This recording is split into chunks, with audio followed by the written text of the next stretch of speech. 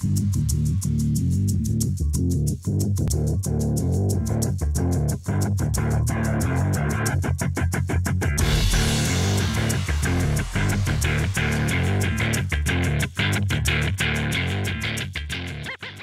car, what would you say would be one of its weaknesses? Give you a hint. You guessed it. It's got, this is the base model of the 335i, so it has 17-inch wheels. And they're not the worst that I've ever seen, but they're certainly not attractive either. So today we're going to do a video and show you some new wheels. They just barely came in today.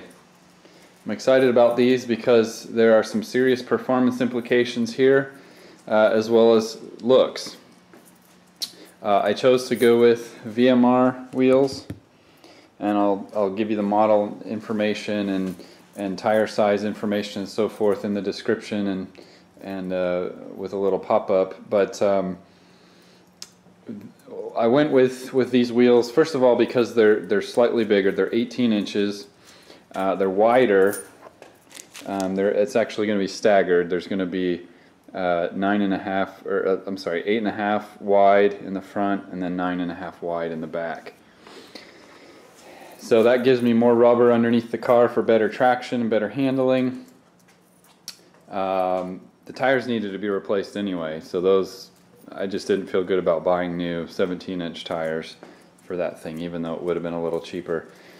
So let's go ahead and, well, another one of the reasons for this is performance, because these are lighter.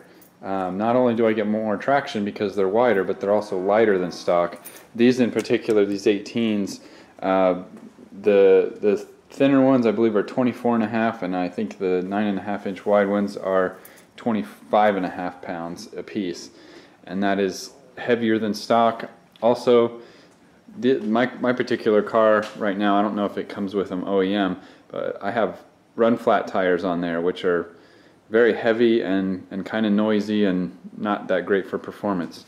So I'll talk a little bit about the tires once we get these things unboxed. But alright, so here's what we got. These are VMR V703s. It's an 8-spoke wheel,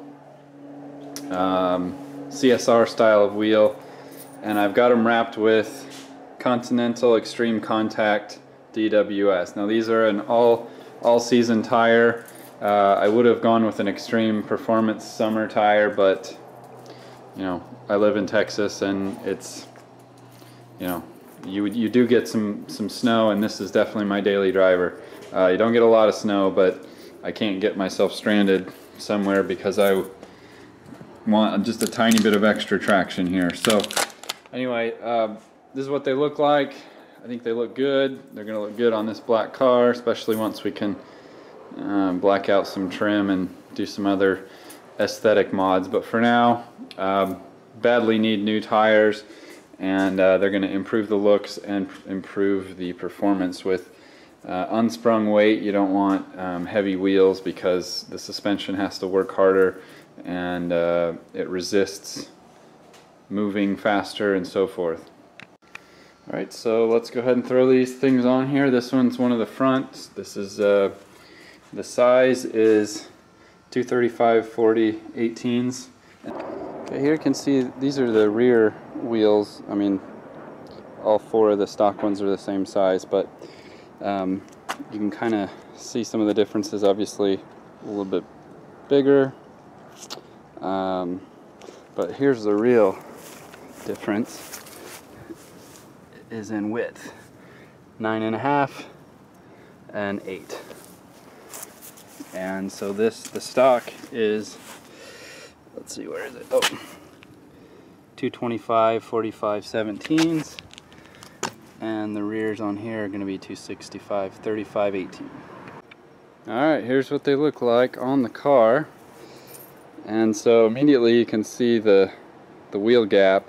I mean, that's what it was like on the stock wheels too, but it's a little bit more noticeable on aftermarket wheels, so we're gonna have to drop this thing eventually soon as possible, but not anytime soon with the funds here.